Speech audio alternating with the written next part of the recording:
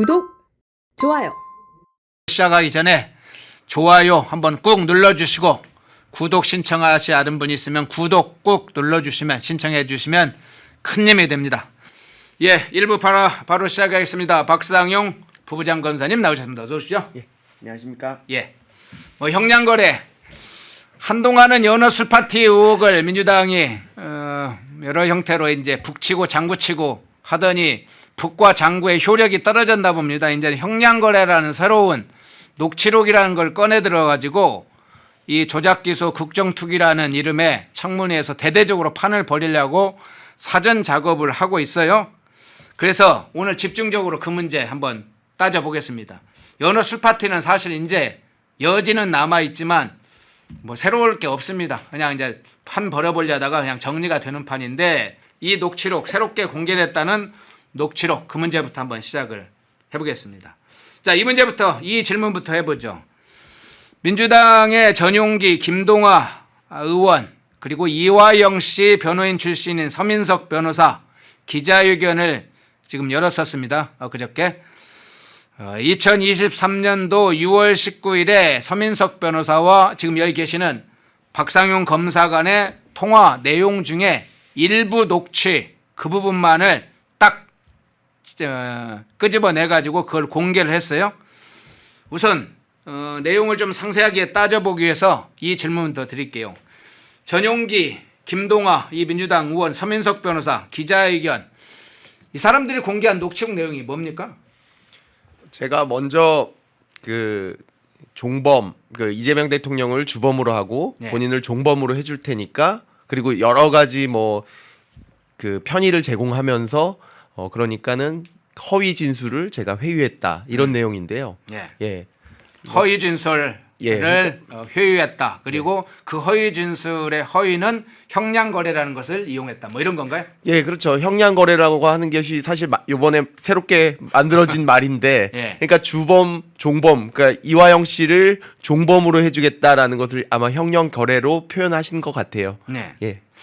좀 구체적으로 한번 여쭤볼게요. 전체 녹취록이 공개되면 이제 앞에 어떤 내용이 대화가 있었고 그 대화 내용 중에 어떻게 이어가다가 지금 공개된 녹취록의 내용이 말이 나오게 됐는지를 알게 될 텐데 앞에 부분은 싹둑 지금 공개하지 않고 있어요. 일부분만 싹둑 잘라서 지금 일종의 짜집기 한 상태로 공개를 했는데 실제 우리 박상용 검사님과 서민석 변호사 간에 그러면 짜집기 된 내용 앞에도 있고 뒤에도 있을 텐데 네. 어떤 내용으로 대화를 한 겁니까? 그러니까 서민석 변호사님이 이때가 언제냐면은 그때 굉장히 이제 많이 변화하고 있었는데 네. 6월 중순경입니다. 네. 근데 그때 직전에 그 설주한 변호사가 김현지 씨에 의해서 해임당하게 됩니다. 네. 예, 그리고 나서 조금 간격이 있고 그 다음에 서민석 변호사가 오게 됩니다. 근데 서민석 변호사가 오시자마자 저희에게 말씀하셨던 건 이 정도 자백을 했으면 이재명 대통령이 주범이고 네.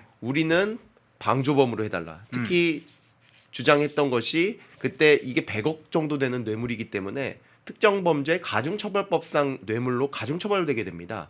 예, 1년 이상 뇌물을 받게 되면 10년 이상 처벌받게 되거든요. 예, 근데 특정범죄 가중처벌법에 그 특정범죄 가중처벌법을 빼달라. 그러니까 한마디로 일반 뇌물죄로 해달라. 그러면 하한이 훨씬 내려갑니다. 예. 그리고 방조범을 또 해달라. 예, 그러니까 이 정범과 방조범이 있는데요. 정범은 실제 실행행위를 한 사람이고 방조범은 그 실행행위가 용이하도록 도와준 사람을 말합니다. 그래가지고 실행행위를 한 사람은 이제 모두 이재명 지사고 나는 그것을 도와준 사람으로 해달라. 그런 제안을 저에게 해서 뭐 변론이라고 볼 수도 있겠죠. 예. 그래서 제가 첫 번째로는 그래도 하급자가 그런 식으로 얘기한 것에 대해서는 제가 실체 진실을 발견해야 되기 때문에 귀를 기울여야 합니다. 예. 그렇지 않습니까? 예. 하급자가 얘기하는 것은 일종의 또 폭로가 될 수도 있고 어려운 결정일 수도 있지 않습니까? 예. 그럼 그에 맞는 증거가 무엇이 있느냐 물어보는 상황이고 네. 그리고 그 여러 가지 뭐 해줬다는 것은 공익제보자, 그 다음에 보석, 그다음에 추가 영장 청구를 못하게 하는 거 이런 것들도 요구를 했었는데요. 특히 공익제보자 같은 경우에는 내가 자백을 하더라도 절대로 이것이 민주당에 알려져서는 안 된다. 예, 그런 얘기를 하면서 요구를 했었는데 저희가 그것도 다 검토를 했는데 이런 식으로 얘기를 제가 말씀을 드릴 수밖에 없는 거예요. 그러면 주범과 공범이 종범이 되려면 이러이러한 진술이 지금 필요하고 이러이러한 증거가 필요하고 하는 것을 제가 설명드리면서 지금으로서는 어렵다라는 거절을 하는 내용입니다. 그렇군요. 도깨비님, 강로을님 후원 고맙습니다. 다시 한 번만 이게 가장 중요한 대목이기 때문에 다시 한번 좀 정리하면서 여쭤보겠습니다. 그러니까 녹취록 내용을 그대로만 들으면 녹취록에는 박상현 검사께서 이렇게 이야기한 내용이 있습니다. 이재명 씨가 완전히 종범이 되고 이 사람이 종범이 되는 식의 자백이 있어야 저희가 그거를 할 수가 있다. 그거를 할 수가 있다. 이렇게 답변을 했는데 지금 제가 이제 좀 이야기 중에 요약하면 서명석 변호사가 이화영 씨에 대한 혐의에 대해서 특가법상 뇌물죄라는 아주 중대한 범죄 혐의를 좀 적용시키지 말고 예. 일반 뇌물죄로 좀 낮춰서 혐의를 적용시키고 여기에다 방조 혐의 예. 형태로 적용을 시켜주면 어떠냐 네. 이렇게 요구를 해서 이 답변이 나왔다는 의미죠. 맞습니다. 그러니까 예. 저희가 그거를 할 수 있다라는 것이 예. 이겁니다. 주범, 종범을 의율할 수 있다. 그러니까 예. 의율의 의미가 이 그거라고 제가 지금 파악이 됩니다. 예. 그렇군요. 예. 자, 공개된 내용 중에는 이 내용도 있습니다. 일단은 지금 추가 수사들은 제가 다 못하게 하고 있다. 이 내용도 있는데 네. 이 발언이 공개된 이후에 서민석 변호사의 이야기도 이제 드려야 되겠죠. 서민석 변호사가 뭐라고 했냐면 이 대통령을 해할 수 있는 진술을 해주면 감경받게 해주고 보석으로 석방되게 해주겠다. 이화영 씨를 회유한 것이다. 이렇게 주장을 했어요. 아까 이제 추가 수사와 관련한 것은 아직 못하게 지금 막고 있다. 이런 이야기가 나오는데 당시 왜 이런 이야기를 하게 됐습니까? 상황이 어떻습니까? 일단은 지금 두 가지를 말씀을 해주셨는데요. 예. 추가 수사 이 부분부터 말씀을 드리겠습니다. 예.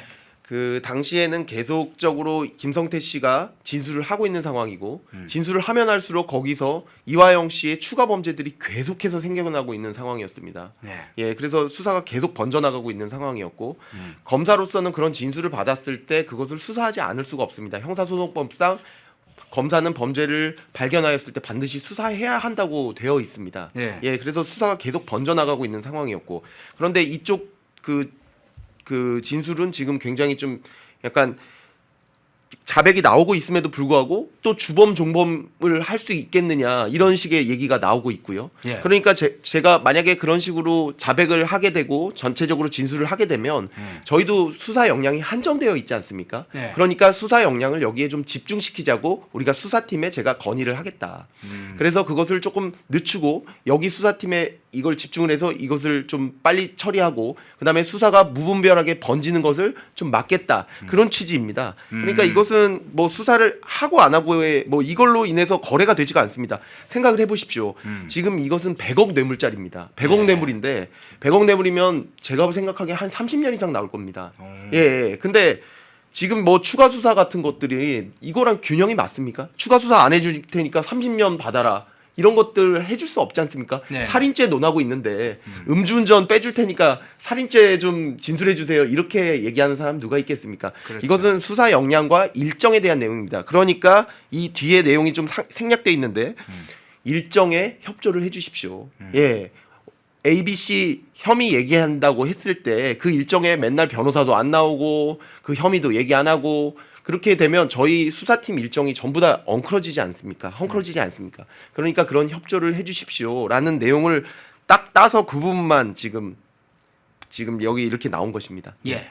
자, 계속 이어가 보겠습니다. 이 서민석 변호사 어떤 인물인지를 한번 조금 살펴보면서 서민석 변호사의 말이 왜 바뀌게 되는지 그거 한번 살펴볼 텐데요.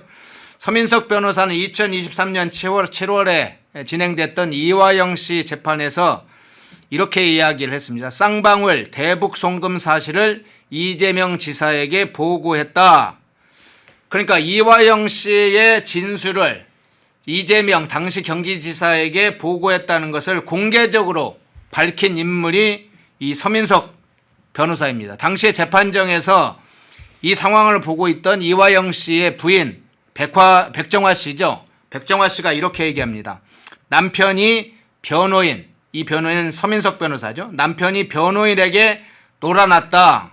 지금 한번 보십시오. 당시에 남편이 저 서민석 변호사에게 놀아났다. 이렇게 반발해서 결국은 변호인을 사임시키기도 했습니다. 변호인에서 그냥 너 당신 나가쇼. 지금 왜 이재명에 보고했다고 그렇게 밝히느냐 했던 인물이 이제 서민석 변호사였던 거로 당시에 보도가 많이 나와 있는데, 당시에 이에 대해서 이화영 씨는 부인이 그렇게 해임 조치를 하자 변호인 해임은 내 의사가 아니다. 뭐 이렇게 이제 법정에서 밝히기도 했어요. 그래서 재판이 한동안 진행되지 않고 공전되기도 했는데, 이 상황을 봤을 때 이화영 씨도 말을 바꿨고요.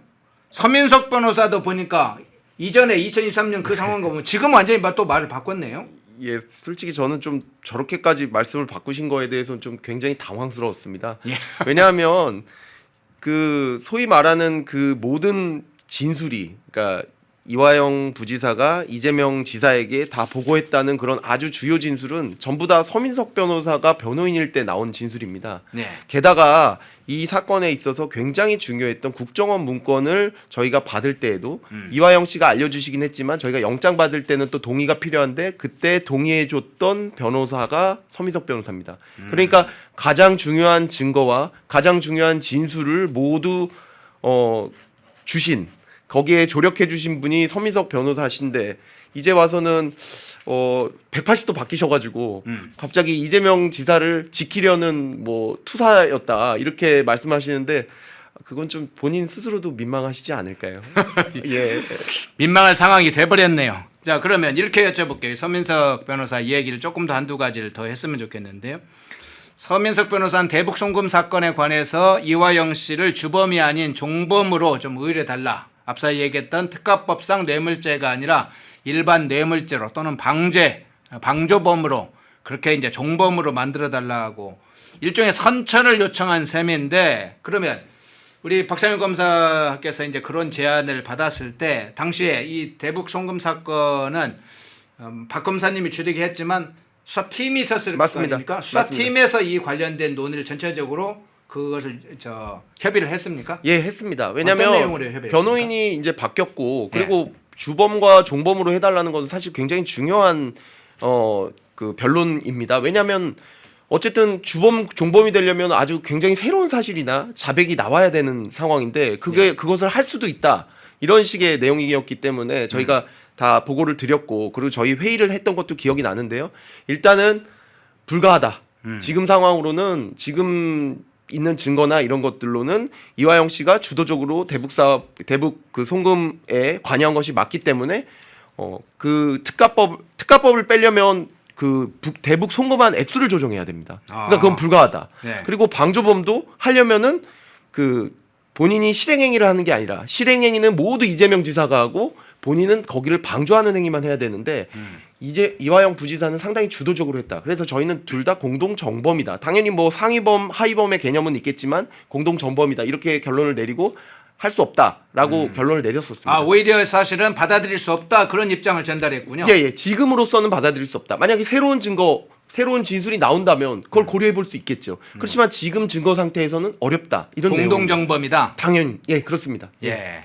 그러면 이 서민석 변호사가 당시에 지금 통화 녹취록에 있었던 그 녹취록 말고 이 선처를 요구하는 듯한 그런 요청이 한 차례만 있었던 아닙니다. 건지 아니면 여러 차례 있었던 건지? 아닙니다. 저는 통화를 수십 차례 했습니다. 아, 그렇습니까? 예, 약 2달 정도 되는 기간 동안 서민석 변호사는 저보다 15기수 높은 23기 변호사입니다. 저는 38기 검사인데요. 예. 그러니까 법조 경력이나 20년간 판사를 했고 그리고 10년간 뭐 변호인을 하셨고 그리고 그때 당시에 아마 대법관들보다도 상당히 높은 기수셨을 겁니다.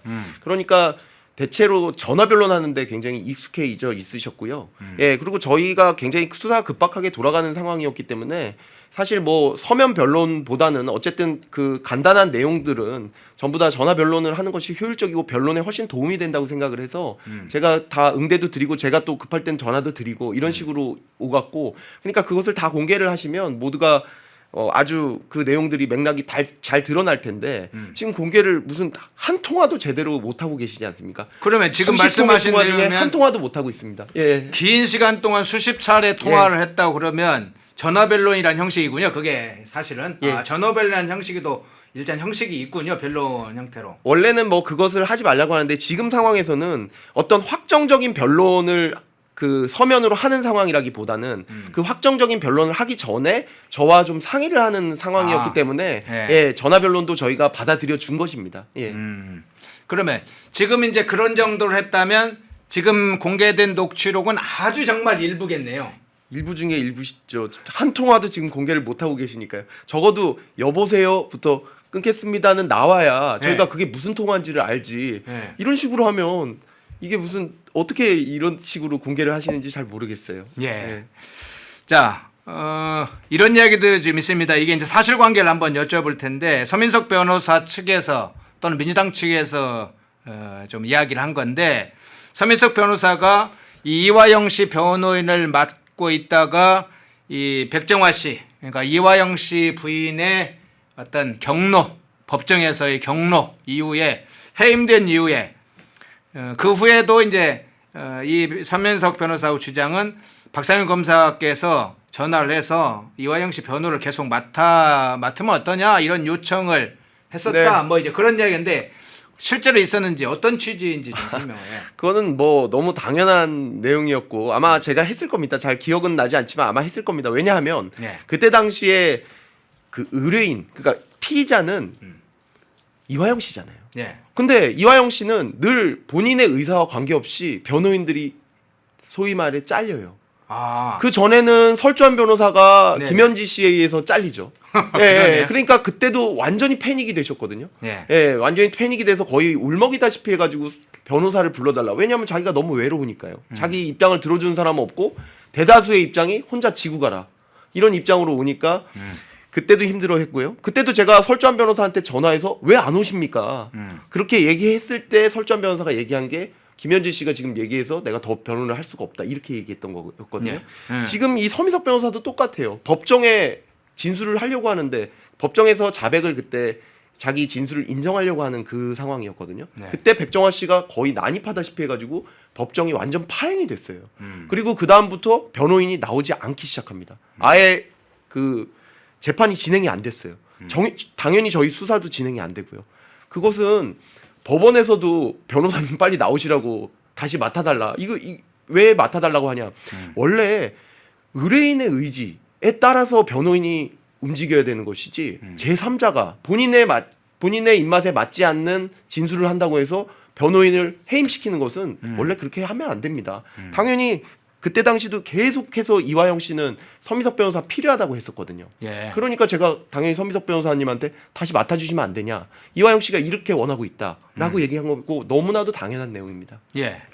자, 그러면 서민석 변호사가 왜 한참 시간이 지난 이 녹취록을 갑자기 일부만 그것도 짜집기로 보이는 형태로 공개했을지 그간이 이제 알려지지 않았던 몇 년 전 이 녹음 내용이 왜 이렇게 갑자기 튀어났다고 보시나요? 글쎄요, 뭐 저도 잘 모르겠는 게 예. 지금 말씀하시는 게 결국에는 제가 회유를 해서 본인이 이게 그 이화영 씨한테 허위 진술을 시켰다는 거 아닙니까? 예. 허위 자백을 시켰다는 거 아닙니까? 그러면 그동안 그렇게 이재명 대통령에 대해서 충심을 가지고 계셨다면 이화영 씨에게 대해서 충심을 가지고 계셨다면 그럼 그동안 1, 2, 3심 될 동안 한 번도 그 주장 한 적 없습니다. 한 번도 뭐 녹취록이 없어도 주장은 할 수 있지 않겠습니까? 예. 그리고 이재명 대통령이 기소되는 동안 한 번도 얘기한 적 없습니다. 그동안 한 번도 얘기한 적 없다가 지금 이분이 청주시장에 입후보를 하셨어요. 예. 근데 굉장히 공교롭습니다. 그때 갑자기 이게 발견이 되는 것도 수회의 통화가 아니라 일부분만 발견이 되고 그리고 적어도 제 목소리만 발견되지는 않을 거 아니겠습니까? 그런데 이렇게 공개한 것은 명백한 의도가 있다고 보입니다. 예. 그런데 변호사가 사실은 이제 법조인인데 이 특정 증거로 볼 수 있는 이런 것들을 이렇게 언론 플레이하는 게 법적으로는 정상적입니까? 어떻게 보세요? 일단은 첫 번째로는 사실관계가 다른 내용들을 예. 이 왜곡된 녹취록에 의해서 말씀하시기 때문에 당연히 뭐 그 선거법상으로는 허위사실 공표도 될 수가 있고요. 그다음 저에 대해서는 명예훼손죄가 당연히 될 수가 있고요.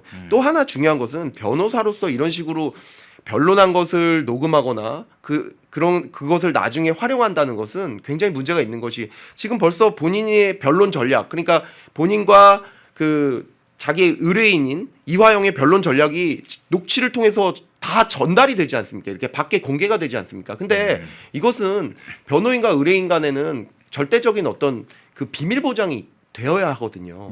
예, 그게 변호사의 조력을 받을 권리의 핵심입니다. 근데 이런 것들이 다 침해가 되기 때문에 변호사 윤리상으로도 또 업무상 비밀 누설의 혐의로도 굉장히 부적절한 행위입니다. 아, 비밀 누설 관련된 혐의, 비밀 누설을 하면 안 되죠. 또 법조인의 윤리를 기본적으로 법정 윤리가 있는데 그런 부분도 아주 지적해 주셨네요. 자, 정치권 얘기로 한번 이어가 보겠습니다. 전용기가 이 문제에 대해서 이야기를 했어요. 전용기 의원, 원내 지금 수석 부대표, 원내 소통 수석 부대표를 맡고 있죠.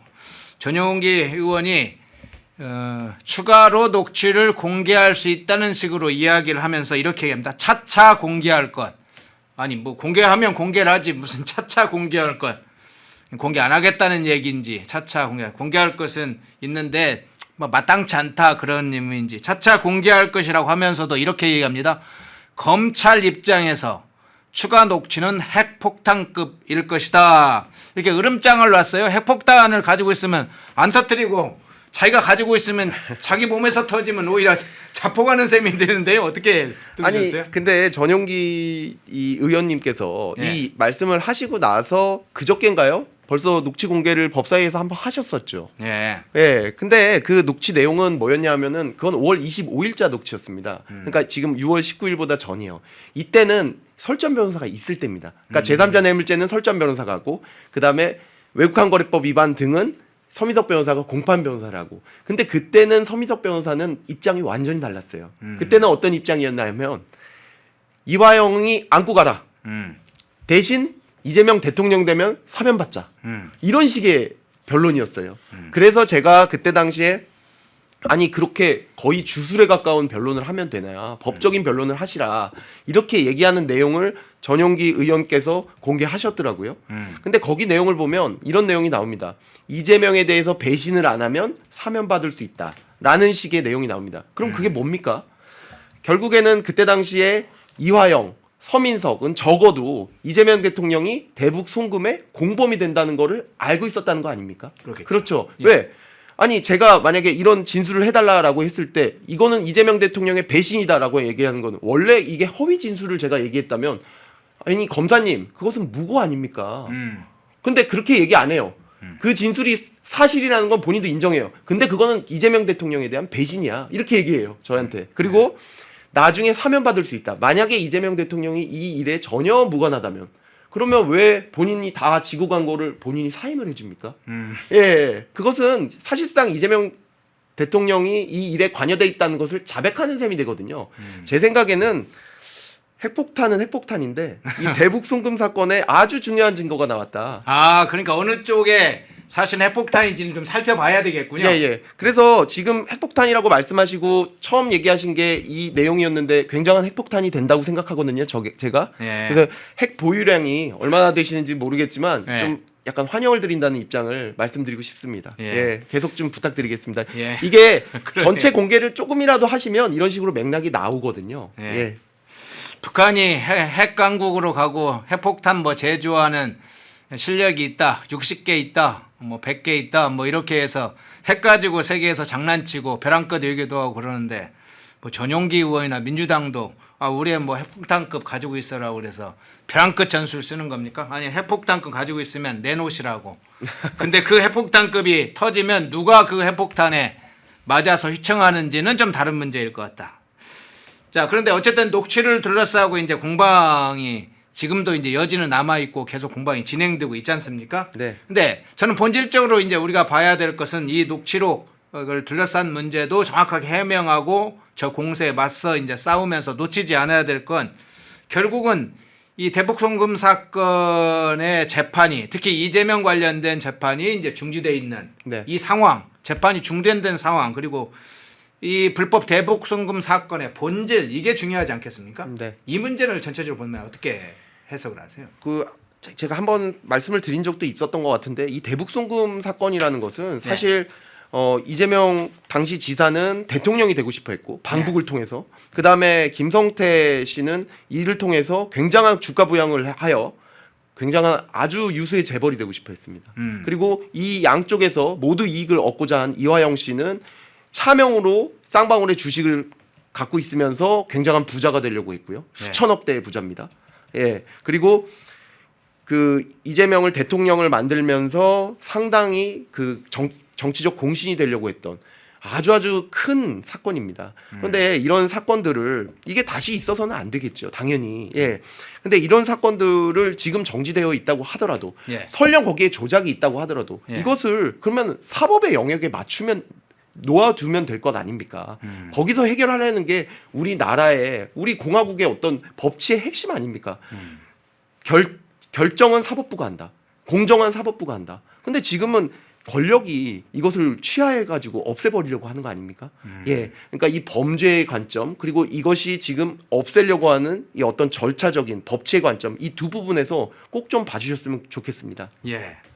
자, 그러면 이제 조작기수 국정특위란 이름으로 지금 청문회가 지금 이제 시작되는 상황인데 이 국정조사 관련된 기간 내에 민주당이 뭐 위원장을 맡고 있는 서영교부터 시작해서 뭐 일방적으로 막 공세를 펼칠 준비를 하고 있는 것 같아요. 여러 가지로 물량 공세하듯이 이제 공격을 해올 텐데 국민의힘이 이제 어떻게 반격하느냐 또 반응하냐도 중요할 텐데 우리 박상현 검사님도 지금 증인으로 채택이 돼 있잖아요. 예. 14일에 지금 아니요, 내일 4월 3일 날 먼저 나가고요. 예. 그 다음에 4월 14일 날 또 나갑니다. 두 번에 걸쳐 지금 예정돼 있군요. 네. 3일과 14일 내일 우선 나가는군요. 그러면 지금 이제 어떤 내용에 관해서는 전체적으로 사실관계를 쭉 기억하고 계실 테니까 그분을 이제 뭐 상황에 따라서 내용을 설명을 하겠지만 일방적으로 공격을 할 겁니다. 말을 제대로 못하게 할 겁니다. 그러면 이제 여러 상황이 발생했을 텐데 때로는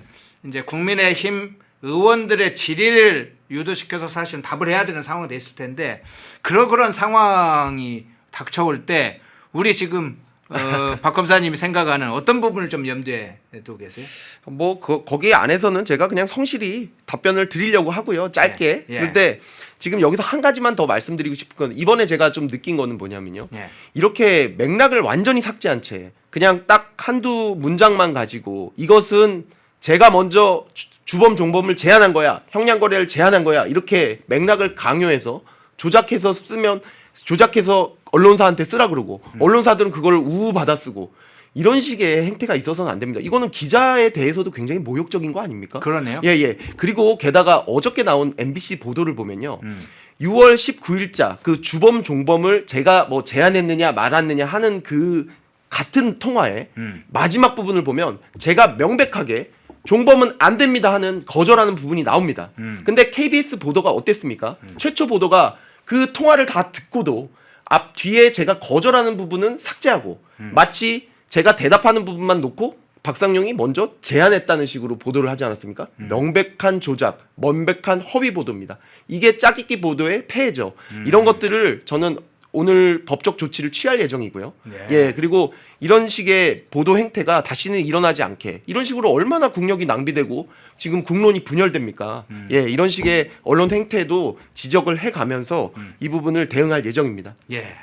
자, 마지막으로 그러면 오늘 내용 중에 전체적으로 제가 이제 파악하고 있는 내용을 중심으로 해서 질문을 드렸는데 혹시나 그 부분에 조금 제가 질문에 어떤 핀트라든가 내용이라든가 좀 간과했다든가 빠졌다든가 하는 부분도 이제 이 얘기를 해주셔도 되고 마지막으로 우리 시청자분들에게 이 부분은 좀 메시지로 전달하고 싶다 하는 내용이 있으면 마지막으로 그 얘기를 좀 해주시죠. 예, 이 국정조사가 사실상 굉장히 위법하고 위헌적인 그런 내용입니다. 그렇지만 이 내용이 저희가 그 위법하다고 해서 참여하지 않았을 때는 또 국민들의 알 권리가 그만큼 제한이 될 수 있고 왜냐하면 일방적인 얘기만 들으시니까요. 그리고 어떤 약간 진실이 아닌 쪽으로 호도되실 수 있지 않겠습니까? 그래서 저는 적극적으로 거기에 참여를 하려고 합니다. 예, 그래서 부당한 부분이나 진실이 아닌 부분에 대해서 적극적으로 알리려고 하고요. 예. 예, 그래서 많이 살펴봐 주시고요. 예, 무엇이 진실인지 이성과 양심을 가지고 한번 살펴봐 주십시오. 고맙습니다. 예.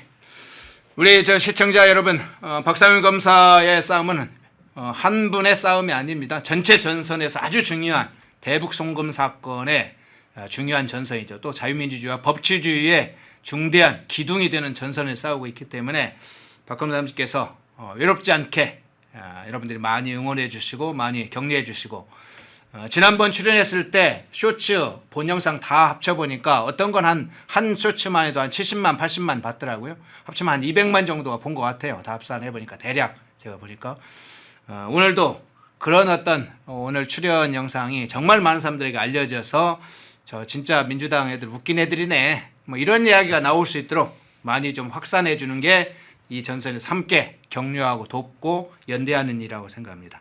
예, 오늘 박상윤 변호사님 고맙습니다. 기회 주셔서 고맙습니다. 예. 인터넷 바꿔야 되는데 어떡할 거야? 다 똑같은데 아무 데서나 바꿔. 인터넷 아무 데서나 바꾸지 마. 제대로 찾아봤어야지. 어디서 바꿔야 되는데? 비교원이 답이었어. 인터넷을 바꾸시려는 분들에게 좋은 인터넷 업체 소개해드리겠습니다. 비교원이라는 업체입니다. 현금 혜택은 올리고 인터넷 요금은 내려간다고 합니다. 인터넷 TV 신규 가입 시 최대 48만 원, 휴대폰 최대 50만 원, 정수기 렌탈 시 최대 30만 원으로 최대 128만 원 혜택을 받을 수 있습니다. 인터넷 가입과 동시에 사용하시던 휴대폰 그대로 통신사만 변경해도 30만 원 혜택을 받으실 수 있습니다. 안전문제 관련해서 이 업체 8억 이상의 보증보험도 가입되어 있어 믿을 수 있고요. 23년간 보안사고가 한 건도 없다고 합니다.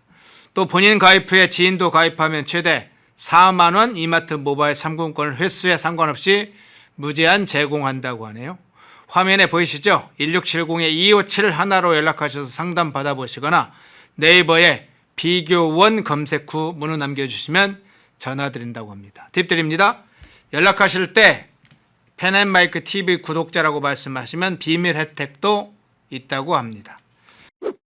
구독, 좋아요. 예, 2부 시작하겠습니다. 이준우 대변인 나오셨습니다. 어서 오십시오. 네, 반갑습니다. 이준우입니다. 예.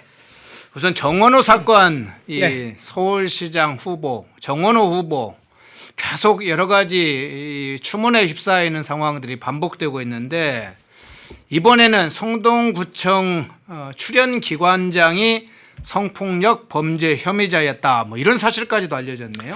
요즘에 유행하는 말이 있습니다. 예. 뭘 해도 정원호만 하겠느냐.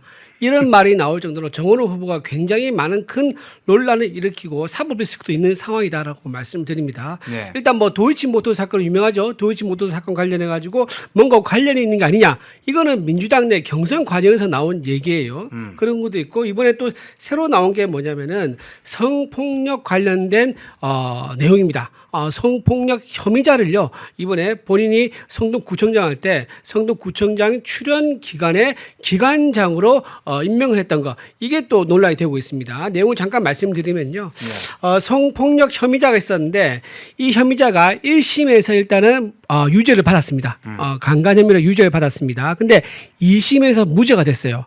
그리고 3심이 지금 진행 중인데 3심이 1년 넘게 동안 진행되고 있습니다. 그런데 2심에서 무죄 나올 때 아주 의미심장한 말이 나옵니다. 2심 무죄하면서 뭐라고 얘기했냐면 위력에 대한 간음, 위력에 의한 간음과 강간의 경계선에 있다라고 이제 판결했다고 그럽니다. 네. 그럼 이게 아직 3심 확정이 되지 않고 간음이냐 강간이냐 이 경계선에 있다고 얘기했으면 이게 굉장히 성폭력 관련된 혐의자로서 굉장히 중대한 사안이다. 그래서 함부로 공직에 앉히는 것이 아니라 3심의 최종 결론까지 기다렸다가 앉히는 게 상식일 겁니다. 그런데도 불구하고 작년이죠. 2025년에 이 사람이 재임용됩니다. 네. 근데 재임용됐더니 성동구청장 여기에 대해서 나랑 관계없어. 이거는 독립적인 정관에 의해서 따로 운영된 기관이기 때문에 나랑 관계없다 얘기하는데 그것도 사실은 거짓말이죠. 따져보면요. 그 정관상에 이렇게 되어 있습니다. 정관에 보면 그 출연 연기관 제가 이름은 말하지 않겠습니다. 그 기관이 이사가 있는데 이사진 구성이 바로 성동구청 공무원들이 포함되어 있어요. 즉 이제 성동구청 공무원들이 이 사람이 어떤 경력이라는 사람인 것을 모를 리가 없다는 거죠. 그리고 또 하나 거기서 결정이 되지 않습니까? 그러면 성동구청장에 통보하게 되어 있습니다. 그러니까 성동구청장이 어떤 경력이 가진 사람이 이번 기관장에 됐다는 것을 모를 리가 없는 거예요. 자, 그러면 영향력이 성동구청장의 의지에 의해서 이 사람 인사가 이루어졌다고 누구나 그렇게 상식적으로 밖에 볼 수 없는 자리예요. 그리고 또 윤희숙 이제 전 의원의 얘기에 따르면은 이 자리가 관례적으로 쭉 본인이 선거에 당선되고 나면 본인 선거를 도와준 사람에게 챙겨주는 자리였다고 합니다. 그 네. 기관장 자리가. 그렇기 때문에 더더욱 따로 떼서 생각할 수 없는 상황인데 그때 얼마나 논란이 컸냐면요. 이 저분 아까 말한 그 성폭력 혐의자 그분이 기관장이 임명되니까요. 주민들이 성동구청에서 가두 시위를 했었대요. 가두 시위하면서 그게 언론에 크게 보도가 돼 지역 언론이죠. 그게 보도가 됐었었고 또 하나 성동구의회 의원들도 이 사안 우리가 묵과할 수 없다면서 5분 발언까지 했을 정도예요. 이렇게 문제가 컸었는데 그걸 그냥 깔아뭉개고 진행을 해가지고 했다는 겁니다. 근데 문제는 뭐냐면 이런 사건이 이거 하나만 있는 게 아니라는 거예요. 또 있었습니다. 그때 언제냐? 2020년 아마 재선일 때 같은데 2020년에 그 성동구에 있는 A 공무원이 구연을 성추행한 사건이 있었어요. 예. 어느 행사장에서 그 5급 이제 성동구청 공무원인데 구연을 포옹을 한 겁니다. 이제 신체적으로 좀 과도한 접촉을 하면서 포옹을 했다 그래요. 그랬더니 이 이제 구연이 병원에 입원을 합니다. 병원에 가서 이건 난 피해를 입었다라고 얘기를 합니다. 그랬는데 문제가 뭐냐? 이게 징계가 안 나는 거예요. 즉 경찰에서 수사를 하고 재판에 넘깁니다. 재판에 넘겼음에도 불구하고 징계가 안 나고 있는데 이것이 문제가 되니까 나중에 언론에서 보도를 합니다. MBC가 이걸 집중적으로 크게 보도했었는데요. 그랬더니 MBC 보도를 보고 뒤늦게서야 직위 해제를 하면서 징계를 하는 거예요. 이게 문제는 뭐냐? 이 사건은 1월 달에 일어났거든요. 네. 근데 언론 보도 나고 뒤늦게 했잖아요. 근데 그 결정이 6월 때 나는 거예요. 그러니까 6개월 동안, 한 7개월 동안은 이 사람이, 이게 피해자죠. 피해자는 계속 구의회 활동을 하면서 가해자인 성동구청장과 마주칠 수밖에 없는 2차 가해 피해를 계속 당해왔었다는 거예요. 그런 식으로 이제 성 관련에 대해서는 행정 처리한 게 굉장히 이상하다라는 얘기가 있는 거예요. 근데 여기서 이제 반전이 있는 게 이번에 며칠 전입니다. 며칠 전에 정원호 후보가 캠프 차원에서 공약을 발표했는데 기가 막힌 공약을 냅니다. 그 공약이 뭐냐면 바로 젠더 폭력 제로 서울이라는 이름에 대한 공약이에요. 그러니까 성 관련된 폭력이나 추행 같은 건 서울시에 전혀 없게 하겠다. 그리고 서울 시민들을 거기서 보호해주겠다라고 얘기를 했지만 정작 본인이 성동구청장 하던 시절에는 이런 식으로 비위 의혹이 있는 사람을 징계를 안 하면서 감싸주거나 또는 이렇게 2심에서 무죄 나왔지만 3심에서 확정되지 않은 아주 의혹이 많은 사람을 출연 연구 기관장으로 재임용하는 거. 재임용하는 것은 두 번 임용했던 거 아니겠습니까? 그러네요. 재임용하는 모습 이런 모습을 보여주기 때문에 결국은 정원호 청장이 위선적이다. 역시 이제 민주당에서는 이제 오거돈 사건이라든가 박오주 사건이라든가 안희정 사건이라든가 보면 성범죄 관련된 얘기가 참 많이 나오지 않습니까? 상당히 관대해요. 그렇죠. 상당히 관대하고 이거에 대해서는 뭔가 언론에서 주목 안 하면 은근슬쩍 슬금을 넘어갈 게 굉장히 많았었어요. 이번에 또 그 장경태 의원권도 슬금이 넘어가려다가 장경태 의원이 뭐 어떻게 했죠? 본인이 스스로 수사심의위원회에다가 이걸 다시 한번 다뤄달라 해가지고 그게 사실상 유죄 취지로 해가지고 기소가 된 의견으로 송치된 의견으로 넘어갔었거든요. 그런 식으로 민주당 내에서는 성 관련 범죄에 대해서는 굉장히 관대했었어요. 관대했었던 게 역시 성동구청장 본인도 구청 이끌 때 관대했던 모습이 그대로 드러났다. 그런데 이런 사람이 만약에 서울시 공무원이 지금 몇만 명입니까? 그 공무원들 불안하지 않겠습니까? 특히 여성 공무원들 이렇게 좀 성 관련된 범죄에 대해서 관대한 이런 경력을 가진 사람이 서울시장으로 온다 그러면 서울시 공무원들이 굉장히 불안해할 가능성도 있고 서울 시민들도 이 사람의 공약을 믿을 수 없는 위선자라고 생각할 가능성이 대단히 높아 보입니다. 예.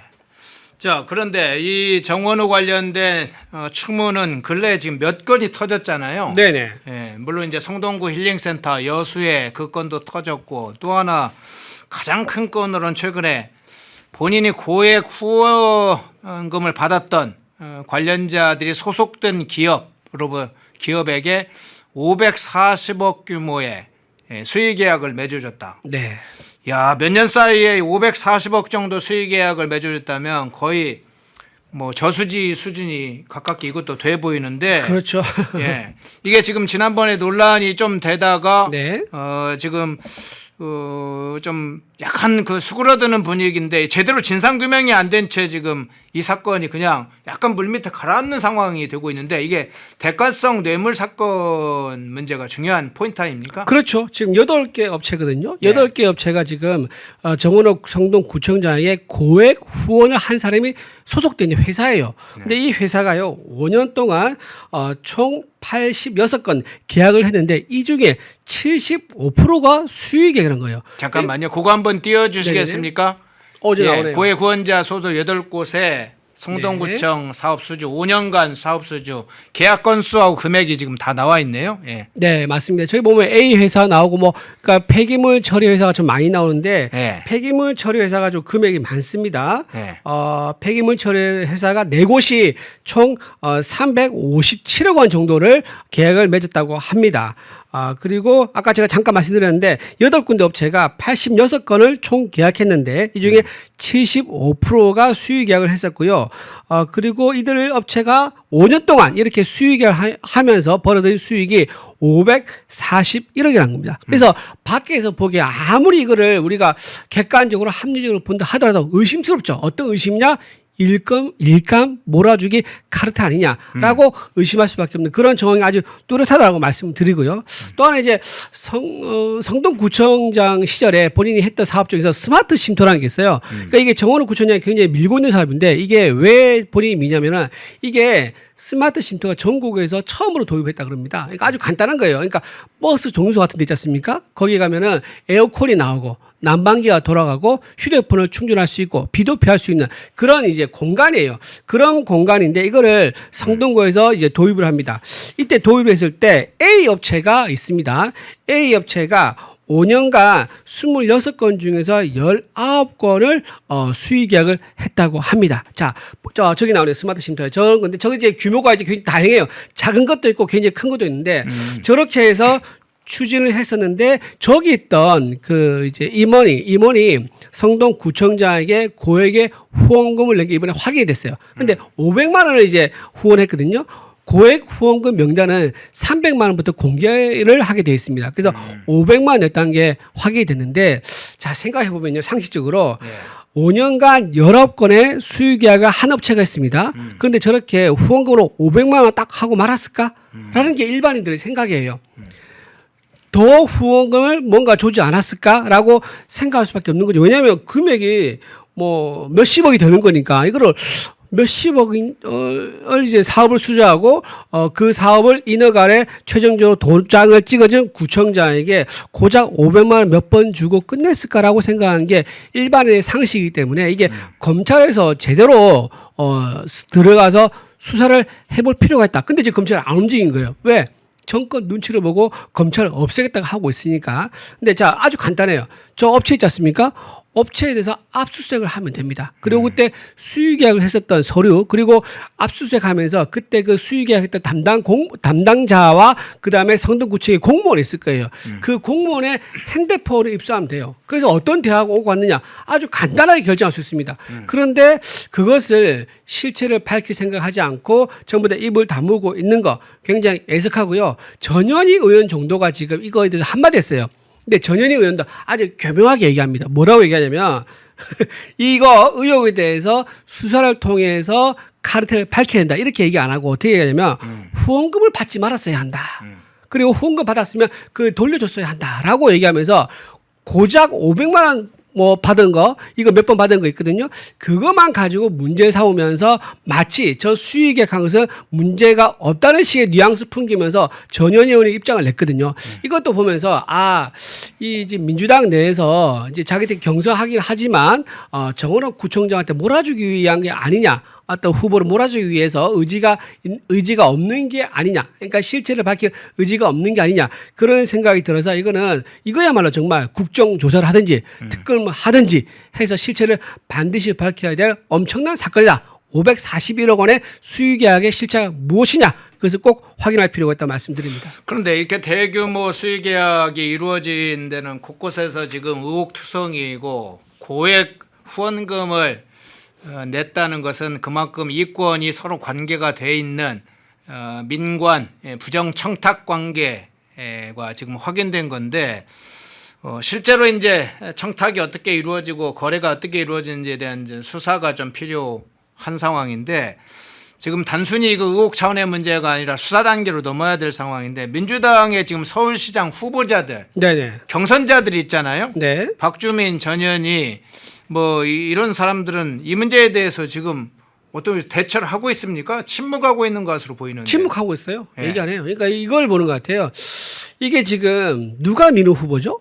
이재명 대통령이 민우 후보잖아요. 네. 그러니까 이 이재명 대통령 민우 후보에 대해서 정말 치명적인 약점을 지적을 하게 되면은 이 개딸들에 의해서 이게 수박으로 낙인 찍힐까 봐서 두려워하는 것 같아요. 그러니까 자기가 소신 있게 공직자로서 어떤 자격이 있어야 되냐 이 검증을 하기보다 내가 나중에 정치인으로서 이제 국회의원 돌아왔을 때 개딸들에게 낙인 찍혀가지고 혹시 다음 총선에서 공천을 못 받으면 어떡하나 이런 걱정이 있기 때문에 이재명 대통령이 픽한 후보에 대해서는 굉장히 칼이 무디고 제대로 검증을 하지 않는다 이렇게밖에 해석할 수밖에 없는 거죠. 이재명이 픽한 후보들에 대해서 손대지 못한다. 사실은 그러니까 성역이군요. 그렇죠. 소도라고 보십니다. 소도에 들어가면 왜 아무도 범죄자가 숨어 들어가면 그 손을 못 대고 추적을 잡지도 못하잖아요. 네. 그런 식으로 이재명이 픽하면 소도에 들어갔다라고 하면서 손을 못 대는 그런 형국이 된 거고 이재명 대통령 본인은 그랬잖아요. 옛날에 경선할 때 이낙연 캠프 측으로부터 어떤 얘기가 나왔죠? 바로 이 대장동 사업. 이거 누구 거냐? 이 배우가 진짜 배우자 누구냐라고 했을 때 그것 때문에 굉장히 이제 이재명 대통령이 사법 리스크가 있었었고 실제로 그것 때문에 구속돼서 유죄받을 직전에 있었습니다. 그런 상황이 있었기 때문에 아마 개딸들이 두 번 다시는 우리끼리 사법 리스크를 만드는 그런 고발이라든가 지적을 하면 가만 놔두지 않겠다라고 눈을 아주 쌍심질 키면서 지켜보고 있기 때문에 아마도 그런 부분을 의식해서 전현희 후보와 박주민 의원들이 입을 다물고 침묵하는 게 아닌가? 자기가 서울시장 후보 되는 것보다 개딸들한테 수박으로 찍히는 게 더 두렵다 이렇게 볼 수 있을 것 같습니다. 예. 자, 주제를 좀 바꿔보겠습니다. 자, 유시민과 송영길의 어떤 그냥 이건 난타전이 아니고 본질적으로 다른 싸움이 진행되고 있는 것 같습니다. 유시민 씨가 지난번에 매불쇼에 출연해서 송영길 전 민주당 대표 이 송영길 씨를 공격을 했어요. 이렇게 공격을 했습니다. 이재명 대통령과 민주당의 해가 될 사람 가능성이 있다 이렇게 송영길을 직격을 했는데 송영길이 이에 대해서 이제 맞불을 놓았습니다. 유시민 씨가 분류한 3개 분류법 그런 방식으로 공격하는 거 이거 심각한 문제다 갈라치기다 뭐 이렇게 서로 맞불을 놓고 또 대응하고 역공하고 이런 상황이 발생하고 있는데 여권 내 지금 이제 파워 게임이 본격화되는 양상이 아주 깊숙이 더 층층화되는 상황인 것 같습니다. 이게 단순히 여당 내부의 이제 분열 차원을 좀 넘어서는 것 같은데 조금 세력화되고 또 운동권 세력 내부에도 분화조심이 있어 보여요. 그렇죠. 지금 과거에 이제 뭐 민주화 운동 세력이라고 좀 많이 알려져 있지 않습니까? 네. 유시민 씨, 송영길 씨 두 분 다. 그런 송영길 씨는 인천에서 이제 그 공장에 숨어 들어가지고 거기서 노동운동을 많이 하셨던 분이시고 유시민 씨는 노동운동할 때 이제 연설문 같은 거 쓴다든가 성명서, 대자보, 흔히 말하는 대자보 쓰기 이런 걸로 굉장히 유명했던 분이신데 물론 이제 하다가 과거에는 이제 서울에 있는 일반인을 경찰의 프락치로 오해해가지고 굉장히 심한 폭행을 가해서 유죄 처벌 받은 적도 있는 그런 폭력성도 과거에 전과로서 확인이 된 그런 운동권 출신이긴 합니다. 근데 지금 왜 이렇게 서로 갈등하고 있느냐? 이게 결국은 이재명과 그다음에 정책 내로 나누어진다 이렇게 봐야 될 것 같습니다. 뉴 이재명이라고 해서 이재명이냐 아니냐 그리고 이재명이 무슨 말을 했느냐가 중요한 세력이 있는 거고요. 그리고 정책 내는 우리가 민주당의 적통이다라고 주장하면서 개딸 강성 개딸을 자기 지지층으로 확보하고 있는데 지금 유시민 씨는 뭐라고 얘기하냐면 이걸 A, B, C로 나눠 가지고요. 예. A는 이제 가치그룹 B는 이익그룹이라 해가지고 아주 교묘하게 이재명 이제 지지하는 세력을 B 그룹에 넣습니다. 즉 이재명을 지지하는 세력은 민주당의 적통이 아니라는 거죠. 그리고 이재명을 지지하는 세력은 이 그룹이기 때문에 이것은 유효 기간이 5년밖에 되지 않는다라고 보고 있는 겁니다. 유효 기간까지 딱 있어요? 그렇죠. 유효가 있는 거죠. 왜냐하면 이 급이라는 것은 이재명이 살아있을 때, 이재명이 권력을 잡고 있을 때 그 기간만 생존할 수 있는 거거든요. 근데 가치 그룹이라는 것은 그 사람이 그거 가치를 실현하는 사람이 누구든지 간에 계속 바뀌어도 그 가치가 일정하게 유지된다면 영속적이고 영원히 갈 수 있는 거죠. 따라서 지금 이렇게 가치 그룹과 이익 그룹으로 나눈 이게 굉장히 교묘하다는 겁니다. 왜냐하면은 실제로 우리가 밖에서 보기에는요, 가치 그룹 있는 A 그룹과 B 그룹은 또 다른 가치 이렇게 우리는 보이거든요. 그러니까 민주당이 그동안 과거에서 운동권 기반했던 새로운 가치에서 민주당은 이제 이익과 효능을 중시하는 그런 이제 그런 가치로 이제 새로 변모하는 그런 두 가지 갈래가 생기는데 이거를 유시민이 파악을 하고 갈라치기를 하는 거예요. 그 새로운 가치는 가치가 아니라 이익이다라고 규정을 해가지고 이게 유효기가 5년밖에 되지 않는다라 해가지고 규정을 해서 프레임을 짜서 이것을 도태시키는 거죠. 그렇기 때문에 영원히 같이 가려면 A 그룹에 들어와야 된다. 이렇게 얘기를 하고 있는 게 유시민의 논리인데 이게 이 그룹에서는 정말 환장할 일인 거죠. 우리가 정말 새로운 민주당의 어떤 가치를 추구하는 세력인 건데 그걸 인정하지 않고 이익 집단으로 매도하는 유시민 씨가 좋게 보이지 않는 겁니다. 자, 그러면 왜 송영길 씨하고 유시민 씨가 이렇게 싸우는 거냐? 좀 거슬러 올라가면요. 옛날 조국 사태와 좀 관련이 있습니다. 조국 사태 때 유시민 씨 뭐라 했냐면요. 검찰의 과잉 대응이라고 얘기를 많이 했었어요. 그러면서 심지어는 동양대 전 총장이 전화해가지고 이거 좀 좋게 가자라고 하면서 그 이제 조민에 대해서 동양대 표창장 준 거 있지 않습니까? 위임을 했다. 그러니까 이제 조민의 엄마에게 위임을 했다는 식으로 정경심이죠. 정경심 때 위임을 했다는 식으로 진술해주면 이게 스무스하게 넘어갈 수 있지 않느냐라는 식으로 해서 굉장히 조국 사건을 덮으려고 애를 많이 썼던 사람입니다. 하지만 결국 조국 사건은 뭐죠? 징역 2년이 확정돼 가지고 자녀 입시 비리 주범 또는 이제 기획자라는 것이 확정이 된 상태 아니겠습니까? 그때 유시민 논리는 이거 문제 삼지 않으면 문제가 안 된다는 거였어요. 그래서 검찰이 어떤 정치적 목적을 가지고 조국을 타겟으로 삼았다라는 것이 유시민 입장이었는데 송영길은 당시에 다른 생각이었습니다. 송영길은 2021년도에 당 대표였거든요. 그때 뭐라고 얘기했냐면 조국 사건에 대해서 사과를 하자라고 해서 사과를 결국은 주도했습니다. 사과를 주도했더니 나중에 이런 문제가 생깁니다.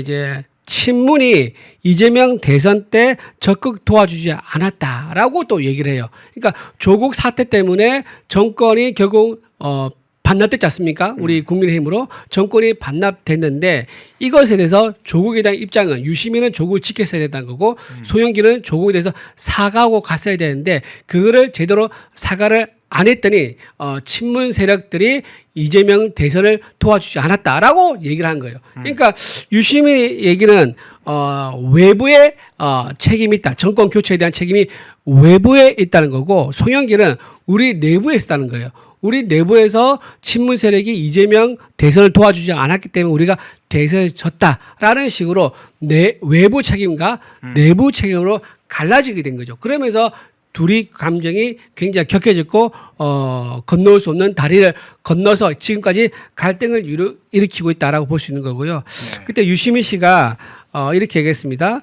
송영길 전 대표가 조국에 대해서 비판하면서 사과를 하니까 사과는 매우 부적절했다고 얘기를 했습니다. 그래서 그때 송영길이 본인 리더십에 대해서 자기를 흔든다라고 생각을 했던 거예요. 그러면서 당 대표의 판단을 존중하지 않는다면서도 유시민 씨를 또 공격을 했었습니다. 이런 식으로 또 개인적으로도 나의 리더십을 네가 존중 안 했잖아.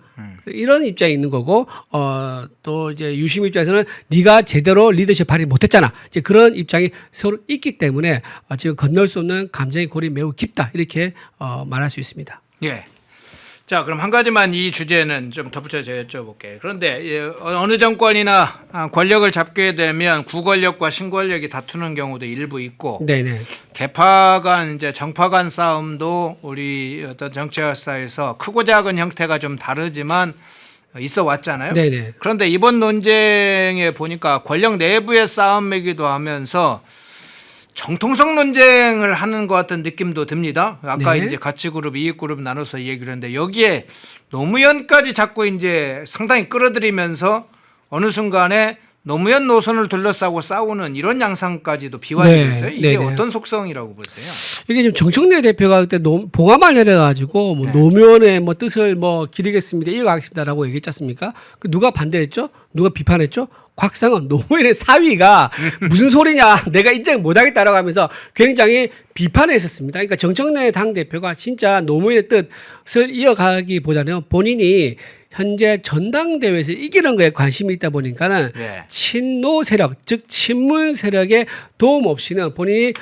전당대회에서 이기는 것이 굉장히 불안하다라고 생각한 것 같아요. 그러니까 정청래는 본인의 정치적 목적을 위해서 전당대회에서 당대표로 당선의 목적을 위해서 노무현 전 대통령에게 머리를 숙이면서 나는 노 대통령을 존경합니다라고 하면서 포섭하는 그 친문과 친노 세력을 포섭하는 이제 그런 이제 전부 다 사실 포섭 안 되겠죠. 하지만 그 중에 일부라도 포섭해서 자기 쪽으로 데려온다 그러면은 현재 자기가 가지고 있는 개딸 세력과 더해서 이길 수 있을 것이다라고 보는 거예요. 그래서 지금 대결 구도는 이재명을 지지하는 강성 유 이재명 세력과 그다음에 김어준을 비롯한 정청래 세력 거기에다가 친문 세력과 친노 세력 이렇게 나누어지는데 지금 정청래 대표는 친노 세력에게 인사를 머리를 굽히면서 자기 쪽으로 데려오려고 그러고 그 데려오려는 연장선상에서 뭘 했죠?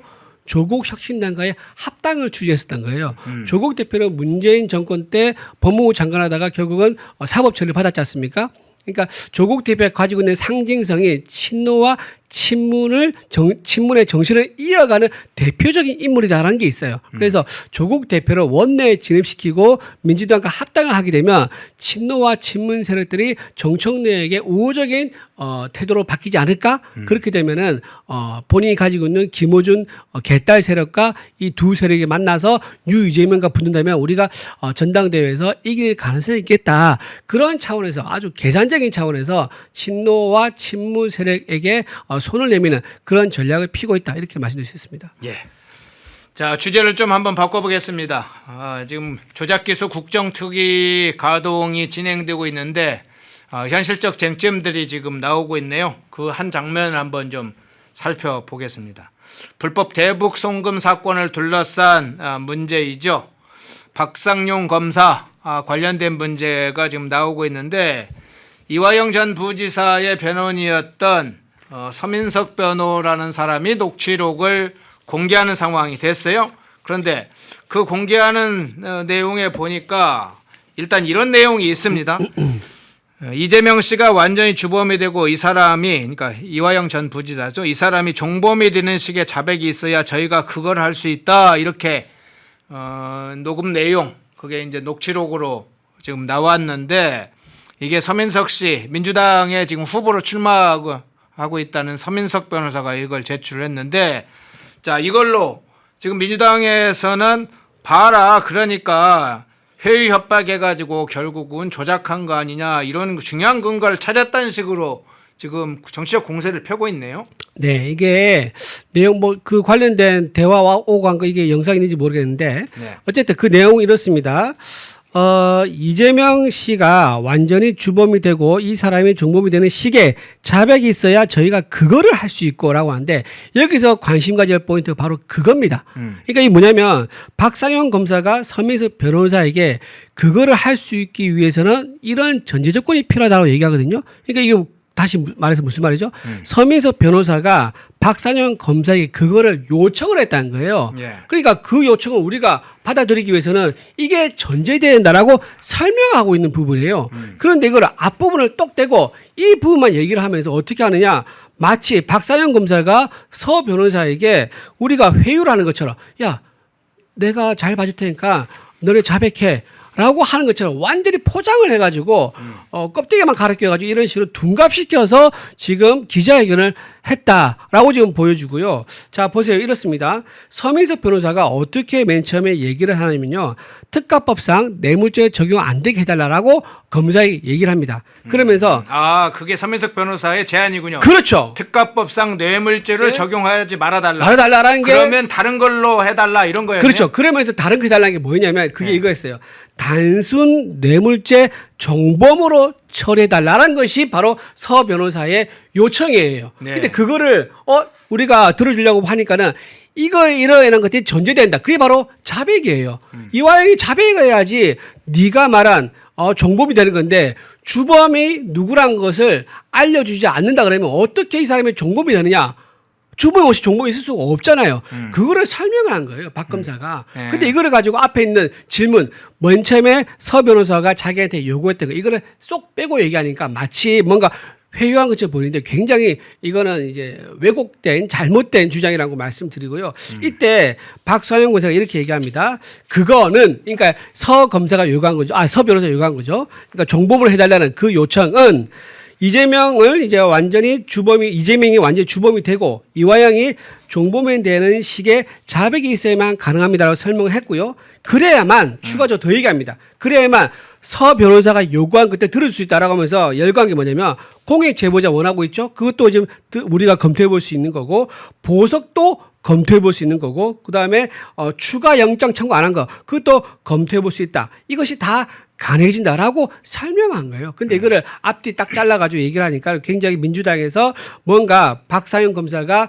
조작을 한 증거가 나왔다고 얘기를 하는데 이거 완전 거의 허구의 소설에 가깝다라고 말씀드리고 그러면 왜 서민석 변호사는요 근원적인 궁금증이 드는 게 서민석 변호사는 이 녹취를 왜 지금에서 공개할까요? 왜 지금 공개했냐? 그렇죠. 예. 왜일까요? 이게 지금 1년 넘게 선거식 시즌이네요. 그렇죠. 이게 네. 중요한 게 바로 선거입니다. 네. 지금 이 서민석 변호사는요. 민주당에서 청주시장 예비 후보자예요. 청주시에서 공천을 받아야 되거든요. 그러니까 뭡니까? 뭔가 야당에게 타격을 주는 그런 모습을 보여가지고 점수를 따서 민주당에서 공천을 받기 위한 그런 카드로 본인이 1년 동안 가지고 있던 녹취록을 공개했다고 볼 수밖에 없는 거고 그런 목적이다 보니까 당연히 본인에게 유리한 것을 앞뒤 떼고 편집해서 공개할 수밖에 없을 거 아닙니까? 그런 목적에서 이게 공개됐다. 그러니까 공개 목적 자체가 굉장히 불순하고 공천을 받기 위한 정치의 계산이 있는 거기 때문에 이거를 전체 통으로 공개하지 않고서는 이거를 신뢰할 수 없다라고 말씀드리고 그래서 오늘 박상현 검사가 굉장히 자신 있게 얘기했습니다. 오늘 아니고 며칠 전이죠.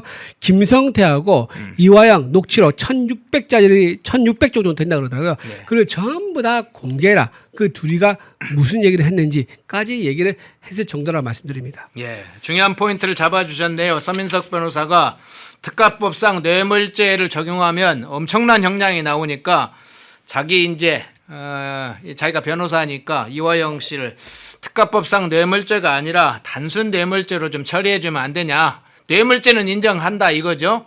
단순 뇌물죄로 처리해달라는 건 뇌물죄는 인정하겠다. 그런데 이 박상현 검사가 답을 했던데 사실 당시에 그걸 거절했다고 합니다.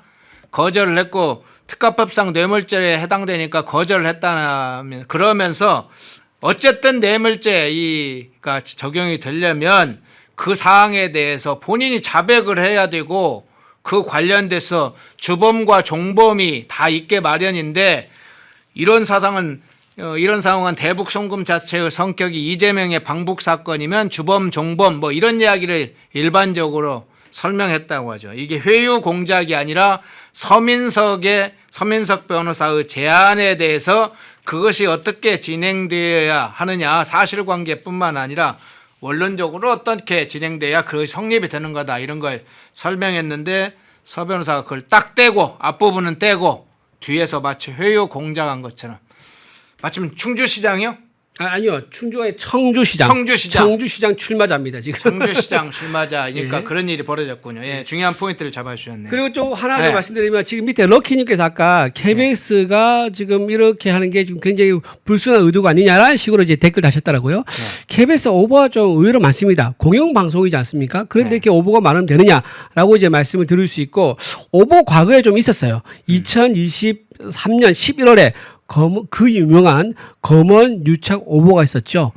이제 검언 유착 마치 이제 검찰에서 이제 뭐 얘기하지 않겠죠. 왜냐하면 특정이 지금 방송 활동하고 있기 때문에 얘기는 하지 않겠지만 어쨌든 검언 유착 오보라고 나중에 캡에서 사과를 했었습니다. 그런 것도 있었고요. 2023년 3월에는요 윤석열 전 대통령이 일장기에 경계하는 듯한 그런 이제 착시가 있는 영상을 이제 보도된 적이 있는데 그걸 보면서 윤석열 대통령이 일장기에 경례를 했다라는 식으로 또 보도를 했어요. 나중에 이제 카메라 각도에 따라서 잘못 비춰진 착시 현상인데 이거에 대해서 또 나중에 사과를 했었습니다. 그리고 또 뭐 했었죠? 불공정 보도도 되게 많았었어요. 서울시장 선거 앞두고 생태탕, 오세훈의 생태탕을 집중 보도했는데 이건 나중에 근거도 드러나지 않습니까? 이것도 사실 불공정 오보라고 할 수 있는 거고요. 또 뭐죠?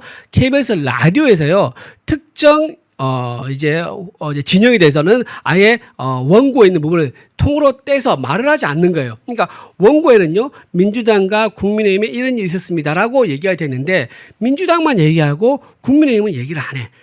무슨 좋은 일 있으면 이제 이런 식으로 라디오 원고가 있음에도 불구하고 그대로 진행자가 그대로 읽지 않고 자기의 정치적 성향을 드러내면서 민주당한테 유리한 얘기만 한다든가 또 둘 다 안 좋은 얘기가 있으면 국민의힘만 얘기하고 또 민주당 얘기 안 하는 거예요. 이런 식으로 해가지고 굉장히 내부에서도 굉장히 얘기가 많았었죠. 그리고 또 2022년 3월 8일에는 황당한 얘기도 있었습니다.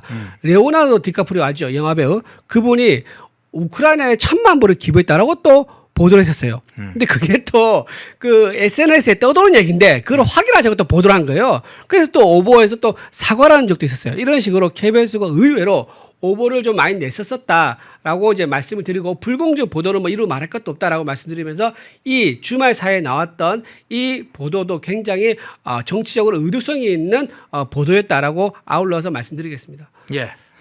자, 댓글에 비방이 반복적으로 이루어지거나 욕설을 하거나 뭐 이런 거면 제재 대상이 됩니다. 앞서 이제 반복적인 이제 반복된 문장 게시나 패널에 대한 공격이나 시청자 간 말 다툼을 하는 건 좋은데 거기서 심하게 상호간 인신공격이나 욕설을 하거나 이러면 제재 대상이 되니까 그 부분 방송하다가 갑자기 제재당할 수 있습니다. 참고를 하시고 방송을 보셔야 돼요.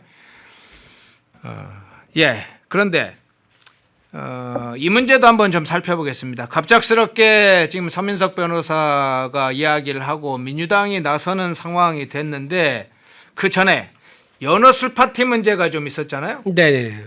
자, 연어술 파티 특히나 지금 조작기소 국정투기의 무슨 위원장을 맡았다고 딱 완장을 찬 후에 서영교가 특히 여러 가지로 막 거세게 거친 말도 하고 거의 욕설에 가까운 이야기도 하고 반말을 하고 막 이런 게 공공연하게 반복되던데 연월수 파티 관련해서도 서영교가 그 전에 했었죠. 박상용 검사가 이 방송에 나와서 한 얘기가 있습니다. 잠깐 그 영상 보고 한번 방송 이어가 보겠습니다. 서영교 의원 저렇게 말씀을 하시는데 제가 하나 여쭤보고 싶어요.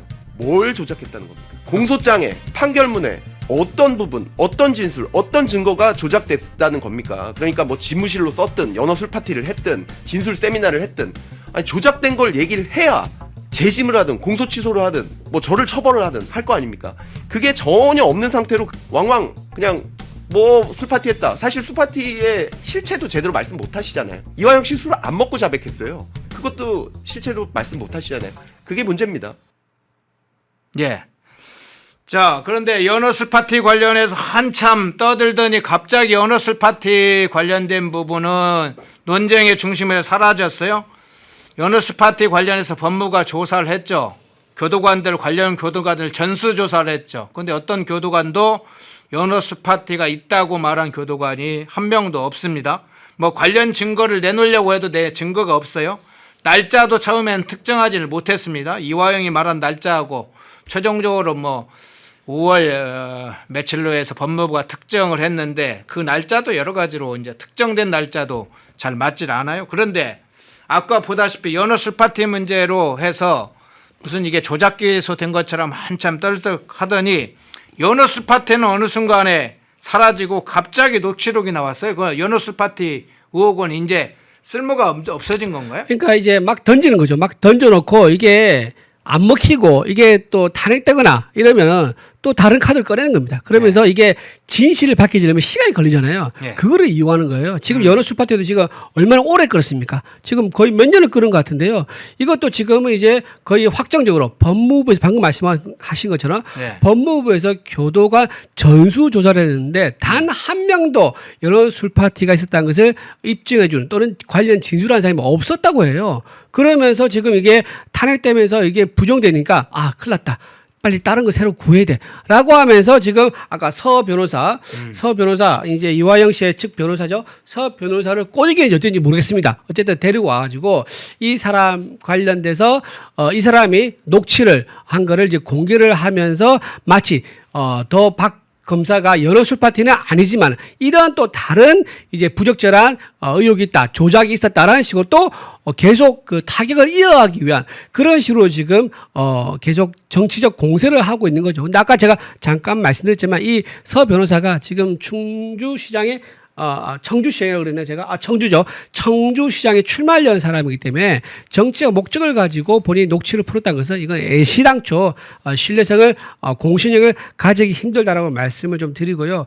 지난번에 왜 교도관들 진술 중에서 어떤 언론사가 교도관 한두 명 정도가 연어 술파티가 있었다고 진술한 적이 있다고 그걸 인용해서 보도한 적이 있었거든요. 예. 저는 그것도 언론 빨리 찾아야 될 것 같아요. 어느 언론사가 어느 기자가 취재를 해가지고 그 교도관이 한테 진술을 받아가지고 연어 술파티가 있었다고 해서 그럴듯하게 그 기사를 본 사람은 상당히 믿었을 거예요. 야, 양심 있는 교도관이 몇 명 있는갑다라고 착각하는 그런 독자들 많이 있었을 거 아닙니까? 그거 바로 잡아야죠. 정정 보도를 해야 되고요. 그것 때문에 피해를 입은 사람이 있다면 이건 빨리 손해배상 청구를 해야 합니다. 그리고 뭐라고 했습니까? 이재명 대통령이 가짜뉴스 근절한다고 했지 않습니까? 만약에 그 기자가 실제 인터뷰하지 않은 교도관의 인터뷰를 인용해서 여러 술파티가 있었다고 했다 그러면 이거 엄청난 이제 범죄가 되는 거고 만약에 어느 교도관이 나쁜 마음 먹고 실제 여러 술파티를 본 적도 없고 본인이 들은 적도 없지만 있었다는 식으로 기자한테 제보했다 그러면 이 사람은 형사법 책임을 져야 되죠. 왜냐? 이재명 대통령이 가짜뉴스 근절한다고 했지 않습니까? 자, 이런 식으로 그 관련된 의혹을 보도한 언론사에 대해서도 확실하게 끝까지 조사해서 그 보도의 어떤 그 취재 소스가 무엇이있는지 확인할 필요가 있다. 가짜뉴스는 그냥 넘어서 안 된다 생각합니다. 네, 마지막으로 이 질문 좀 드리죠. 민주당 내부에서 지난 25일에 비공개 전략회의를 했다는 것이 알려졌어요. 그때 이런 얘기를 했습니다. 일단 쌍방울 사건의 모든 포격을 가해야 된다. 이런 비공개 전략회의에서 취지의 의견이 나오면서 상당히 중요하게 이 문제를 초점을 맞추겠다. 쌍방울 사건을 가장 중요한 초점을 맞추겠다. 7개 사건 중에 대북 송금 사건에 주요 초점을 맞추겠다. 여러 가지 공소 취소 어떤 대상을 염두에 둔다면 1심 판결 전까지 이 공소 취소 대상이 될 수 있는 법적 한계가 있기 때문에 이번 국정조사의 실질적 목표가 결국은 대북 송금 사건 아니냐 이런 얘기까지 나오네요. 그렇죠. 이게 굉장히 네. 그 형이 나오면 굉장히 클 겁니다. 유엔 제재 대상이기도 하고 전 세계가 주목해서 막 보도를 할 거기 때문에 네. 국격의 문제가 있는 거죠. 그래서 아마도 1심 나오기 전 아까 말씀드린 것처럼 공소 취소는 1심 판결 전에만 할 수 있는 겁니다. 그래서 1심 판결 나오기 훨씬 전이죠. 지금 대북 송금 사건은 제대로 수사가 못 들어간 상태니까. 그래서 대북 송금 사건만은 이재명 대통령이 대통령으로 재임하고 있는 기간 동안에 이걸 확실히 없애버리자라고 생각하는 것 같아요. 그러면 어떻게 되냐?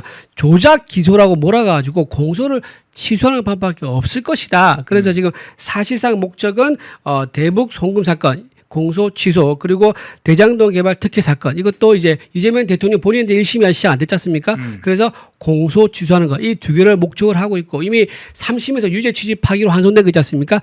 이거는 어떻게 해결하냐? 아까 얼마 전에 통과됐지만 4심제가 지금 만들어지지 않습니까?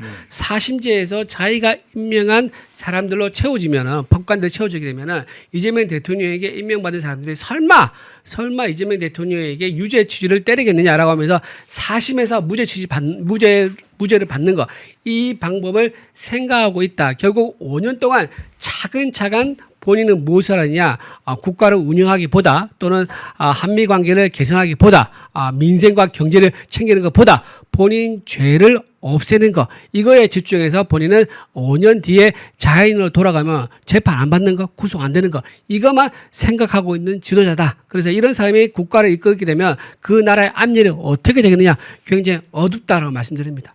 예. 자, 오늘 이준호 대변인 모시고 정원호 사건들, 큰 건들이 계속 정원호 관련해서는 터지고 있네요. 민주당 내부에서 이재명의 피감건에 지금 손을 못 대고 있어서 그렇지 굉장히 큰 건들이 터지고 있습니다. 유시민, 송영길의 싸움은 반드시 친명, 친천계의 싸움 넘어서 좀 더 깊은 싸움의 저 면에 있는 것 같습니다. 그리고 박상용 대북 송금 사건 지금 쟁점이 되고 있는 상황까지도 살펴봤습니다. 이준우 대변인이었습니다. 고맙습니다. 네, 고맙습니다. 시청자 여러분 안녕하십니까. 펜앤마이크의 선우윤호 기자입니다. 설 명절 앞두고 또 평일에도 평상시에도 술 안주로 굉장히 좋은 게 바로 이 과메기입니다. 저도 굉장히 좋아하는 이 과메기 펜앤마이크 특가로 구매하시면은 포항 산지에서 직송되는 과메기 플러스 야채 세트를 23,900원에 구매가 가능하십니다. 소주랑 같이 먹으면 더욱더 맛있는 이 과메기, 구성은 과메기와 야채 세트만 이렇게 되어 있는데 이 야채가 어디서 오냐? 당일 새벽에 옵니다. 그래서 정말 신선하고 특히나 포항 산지에서 나오는 이 과메기는 그 어느 과메기보다도 꾸덕하고 쫄깃하고 고소합니다. 저도 방금 먹어봤는데 너무나 맛있었던 이 과메기 펜앤마이크 특가로 구매하시면은 23,900원에 구매가 가능하시니까 우측 카드에 나와있는 152-1331 152-1331 전화 주시면은 간편하게 문의 및 구매 가능하시니까 많은 관심 부탁드리도록 하겠습니다.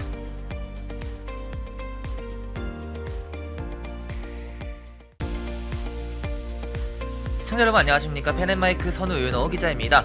오늘은 제가 제품 하나를 소개해 드리려고 하는데요. 바로 남재은 박사가 직접 개발한 알부민 울트라맥스, 누적 판매량이 300만 병을 돌파한 만큼 후기로 검증된 뭐 그런 제품이라고도 볼 수가 있는데, 그러면 많은 분들이 대체 어떤 부분에서 무엇을 보고 300만 병이 넘는 이 주문량을 돌파했는지 그걸 알아야겠죠. 바로 많은 분들이 꼽는 것에 피로회복, 면역력, 그리고 간 건강 등이 있습니다. 무엇보다 남재은 박사가 본인이 직접 마시면서 개발에 참여했기 때문에 다른 제품들을 보더라도 이름을 걸고 판매하는 제품들은 당연히 자신감이 있을 수밖에 없습니다. 그것이 이러한 자신감이 300만 병 돌파라는 그런 판매량으로 입증된 거기도 하고요. 이 피로회복, 면역력, 집중력 저하, 간 건강 등 이 하루 한 병 바꿔보시면은 아마 일상이 달라졌다는 후기들이 많은 것처럼 여러분들도 그 후기가 자신의 후기가 될 수 있을 거라 생각을 합니다. 지금 구매하시면은 펜앤마이크 이벤트로 정말 그 어디서도 경험할 수 없는 이벤트를 경험하실 수가 있습니다. 바로 2+1 이벤트인데요. 지금 바로 우측 하단에 나와 있는 번호 1522-1331 152-1331 전화 주시면은 펜앤마이크에서만 진행하는 2+1 이벤트로 알부민 제품 구매하실 수가 있으니까 많은 관심 부탁드리도록 하겠습니다.